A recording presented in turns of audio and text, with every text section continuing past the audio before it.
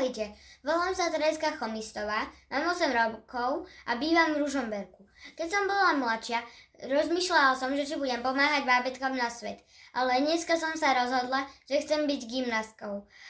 Keď som bola mladšia, som získala 5. miesto, potom o rok zase som získala 4. miesto a tento rok som vyhrala 3. miesto. No však chodím aj na iné krúžky, napríklad na klavír. Tento rok som vyhrala že som bola absolútna.